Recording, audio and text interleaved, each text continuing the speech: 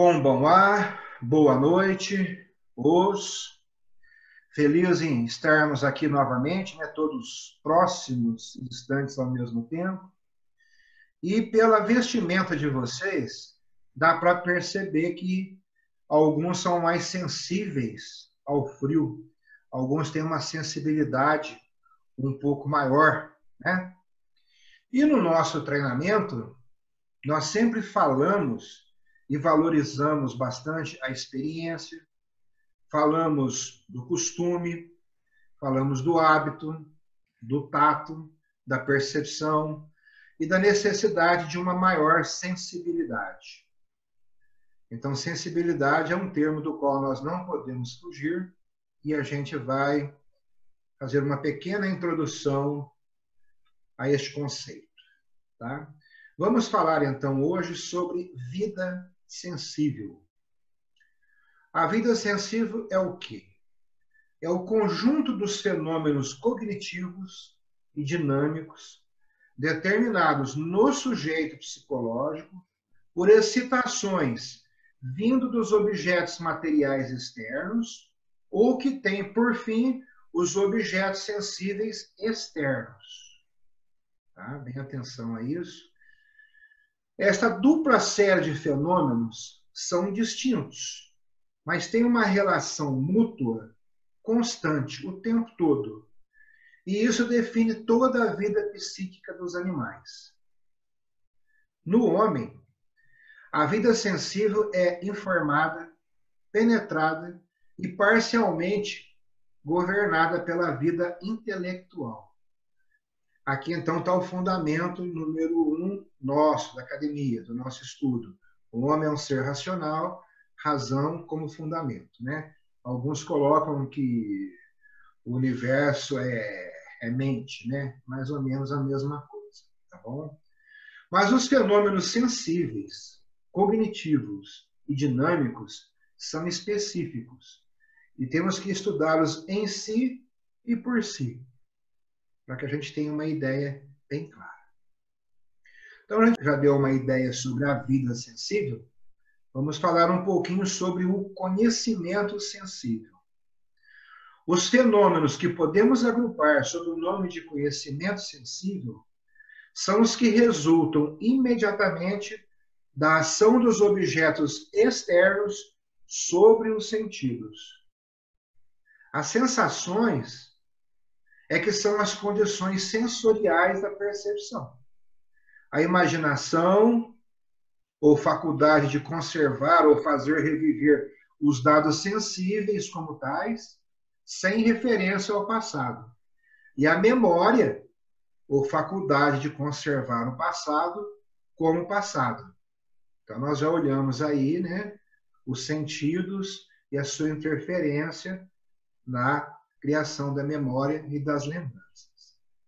Dito isso, vamos falar sobre a sensação. Normalmente, se começa o estudo do conhecimento sensível pela sensação, mas é bom notar que as sensações não podem ser consideradas como os elementos ou partes de que se comporiam as percepções.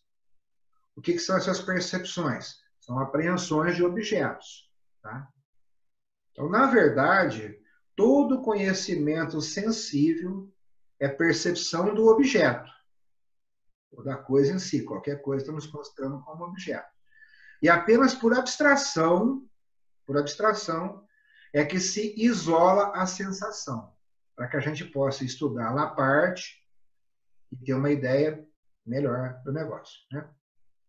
Alguém estaria perguntando, mas então o que é a sensação?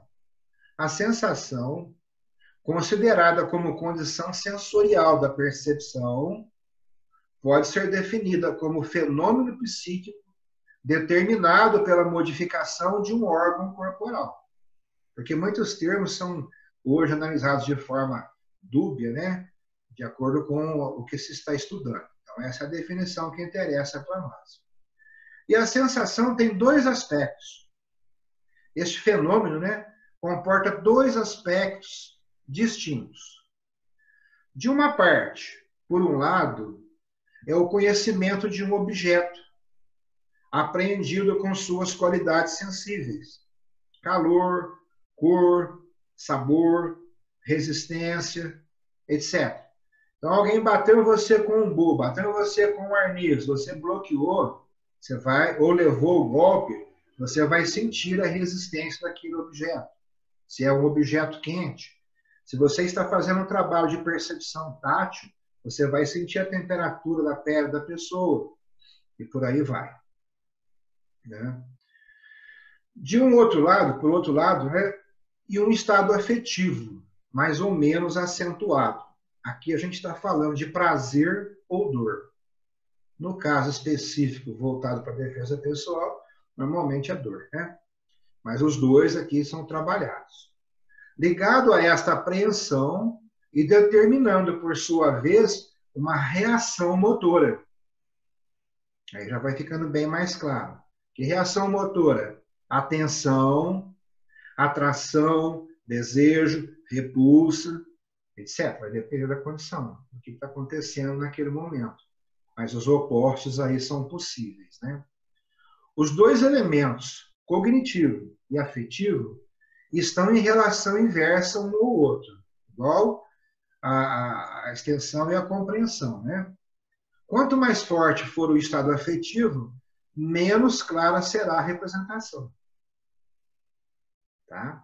Muito interessante perceber isso, porque quando você tenta lembrar daquele momento, né, puxar de sua memória uma coisa que foi extremamente agradável, é como se aquela lembrança fosse se desintegrando, né?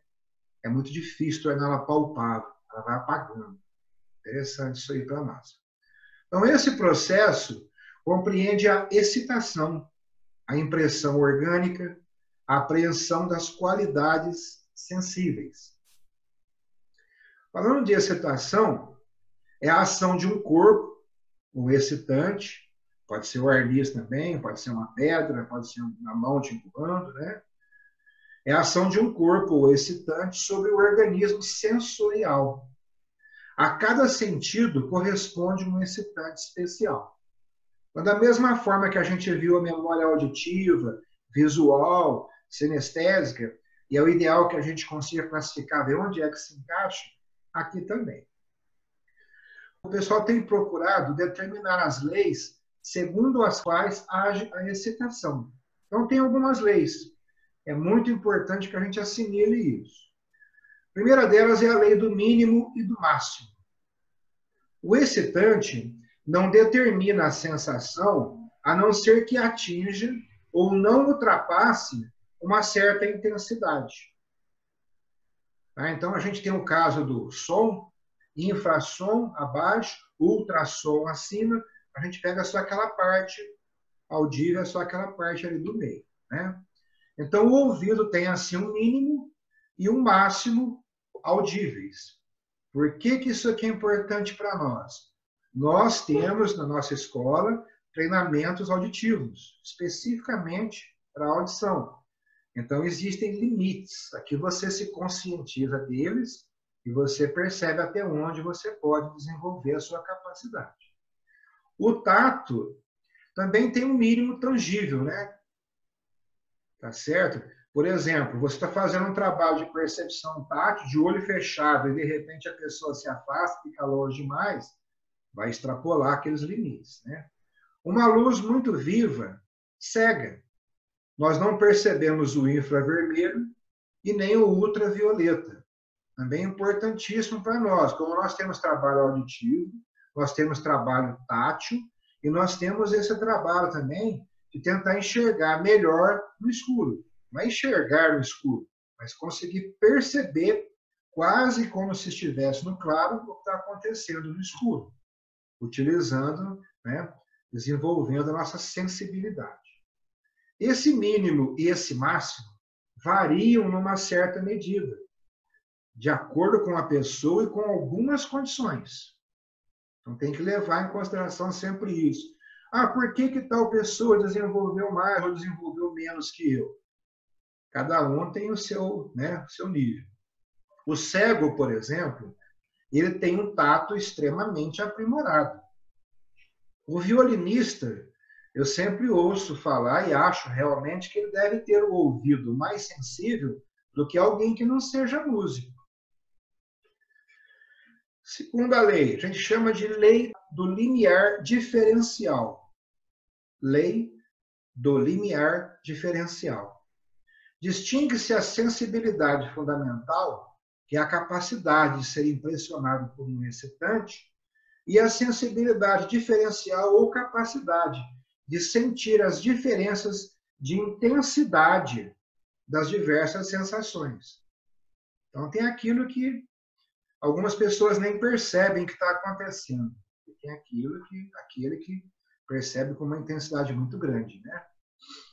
Tem se quebrado a cabeça, perguntando-se, né, para cada sentido, em que medida devemos aumentar a intensidade da excitação para que o acréscimo possa ser sentido. Para vocês terem uma ideia, quando eu vou editar depois algum vídeo, eu coloco num programa chamado Movave. E aí ele me dá as opções de aumentar o som, de diminuir ruídos e tal. Eu já coloquei em todas as opções. Eu não percebo diferença nenhuma de uma para outra.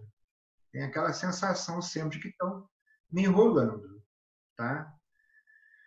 E eu coloquei para vocês um vídeo falando sobre um estudo que teve aí em cima dos reflexos, da reação dos karatecas em relação a outras artes marciais. Essa sensibilidade aqui que está sendo trabalhada lá, tá bom? Alguns psicólogos, né, famosos aí, Weber, Ferner, propuseram cifras para fazer essas medidas. Mas as cifras não permitem exatidão e também não resolvem, porque os fatos psíquicos não são quantitativos, não tem como medir, né? Mas é certo que a sensação aumenta menos rapidamente que a excitação.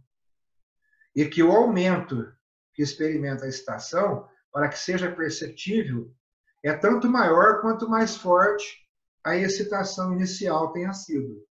Então, a aceleração para nós aqui vai ser fundamental. Isso vai ficar mais claro daqui a pouco, nos próximos dias. E o terceiro é a lei da relatividade. O conteúdo de uma sensação varia segundo as sensações que vêm antes ou depois. O branco parece mais branco ao lado do preto. O meu carro branco, por exemplo, ele fica amarelo perto de alguns. Você olha e fala, poxa, mas por que meu carro está amarelo assim? E alguns outros, né, perto, ocorre o contrário. Com o frio, imagine que você está em um local e está 15 graus negativos. Se você sair dali e entrar na sua casa, que está 5 graus positivos, que é bastante frio ainda, você vai se sentir, nossa, que calor delicioso. Então, a gente tem que levar isso aí em consideração. Vamos falar sobre a impressão orgânica. A ação sobre o órgão periférico. Um braço que defende, uma perna que bloqueia, sei lá, né? O excitante age sobre o órgão periférico e nele produz uma impressão. Ela é recolhida pelo nervo condutor e transmitida ao cérebro. Então, bateu na mão, aquilo vem, vai até teu cérebro, né? Aí nós temos que levar em consideração a velocidade da condução nervosa. Pode-se medir isso, tem uma série de exames aí que se faz, né? Para medir a velocidade. Então, pode-se medir a velocidade da passagem da impressão ao cérebro a partir do órgão externo. Ela é sensivelmente mais ou menos de 30 metros por segundo. Então, imagine, né? Aquele estudo, aquele vídeo lá que eu sugeri a vocês que assistissem, coloca muito bem isso, né? Outro fator, reações motoras. Agora o retorno, né? Quando chega ao cérebro nervoso, diversas reações logo se produzem, que consistirão na adaptação motora do órgão dos sentidos, fixação do olhar, etc., né? E numa série de movimentos. A gente vai pelo menos esboçar algumas pessoas que não têm treinamento adequado, para aproximar-se ou afastar-se do objeto. Então, se é algo agradável, você se aproxima. Se não é, você se afasta. Essa reação é o quê? Reflexo. Tá? Então, um resumão para vocês, só para entender melhor. De um lado, daqui para cima, né, nós temos a técnica. É algo visível, depende de alguns fatores, como resistência física, muscular, velocidade, e por aí vai. E a gente já sabe que com o ganhar dos anos, com o passar do tempo, eles vão caindo, né? Envelhecer é isso, é perder capacidade. Por outro lado, aqui está a técnica. Por outro lado, nós temos os atributos. Então, nós, especificamente, procuramos desenvolver ao máximo, mantê-los por mais tempo, compensando as perdas. Então, nós temos a técnica e nós temos os atributos. Então, a gente sempre falou, você conhece a experiência de uma pessoa, não é só pela técnica, é pelos atributos que ela vai demonstrar. Então, esse estudo teórico que a gente está fazendo é especificamente para isso. Trabalhar em cima desses conceitos, depois aplicá-los quando bem compreendidos, né? Então, no nosso treinamento específico, nós trabalhamos para triplicar a sensibilidade. Alguns estudos já foram feitos e foi comprovado que o treinamento com faca, por exemplo, ele pode triplicar ou mais a sua velocidade de reação, né? Porque trabalha em cima da sua sensibilidade. Ok? Isabela, tranquilo? Tranquilo. Essa questão da sensibilidade é bacana trabalhar o fator psicológico também, né? Às vezes a gente não é tão sensível quanto pensa que é. Fala de novo, fator psicológico. Seria bacana trabalhar o fator psicológico também, porque às vezes a gente não é tão sensível quanto pensa que é. A gente vai ter dois trabalhos aí. A gente vai ter um trabalho para desenvolver a sensibilidade, e aí vai chegar um momento em que vai ser necessário fazer um trabalho, às vezes, oposto a este. Sabe? Por exemplo, a pessoa é muito emotiva, ela tem uma sensibilidade muito grande nesse aspecto, e isso acaba sendo prejudicial a ela. Então, acabamos tendo que anestesiar, às vezes, algumas partes, algumas reações, para que você não sofra muito. Como eu já falei para vocês, você se tornar mais forte na concepção comum, capaz de bloquear e de reagir legal, muitas vezes é se tornar mais sensível, na maior parte das vezes. Porque, do contrário, você não desenvolve, não melhora o teu tempo de reação. E para você conseguir ter essa reação, é necessário lá atrás que você tenha uma atenção, uma interpretação, que você tenha uma sensibilidade para perceber antes que ocorra. A passagem nossa de Gonocem para Sensei Nocem é isso. É uma falta de sensibilidade ou uma sensibilidade baixa para um filho, né? Uma percepção extremamente aguçada do outro lado. Então, isso tudo que a gente está vendo são conceitos que podem ser enquadrados a nível psicológico. Okay? Alex? Hi. Ouvindo e aprendendo aqui hoje. Muito bom. Muito interessante o assunto. E essa fotografia do Elis? Avatar. Avatar. Bom. Então tá bem, pessoal. Tiago, quer falar alguma coisa? Vou ter que assistir essa aula depois. Muita informação, bem legal. Bacana. Como eu disse, estamos indo extremamente lento, porque vai, daqui a pouco, complica um pouquinho e depois clareia, né? Rocha? Sim. Eu também. Estou igual o Thiago, tenho que assistir de novo essa aula umas 2 vezes. Bom. Para ver se eu consigo acompanhar a próxima. Maravilha. Isso. Vocês têm olhado lá os videozinhos, eu tenho colocado umas frases, algumas coisinhas adicionais. Então tá bom. Ai. Então tá bom. Pessoal, Oyasu Minasai. Oyasu Minasai. Oyasu Minasai. Matashi tá. Matashi tá. E o que mais agora, já que o Adriano tá ali? Como é que é, Adriano? Vida longa e próspera. Adriano, põe o mãozão aí. Fica muito fera a mão. Tem uma garra. Uma boa noite a todos, pessoal. Boa noite. Até amanhã. Boa noite.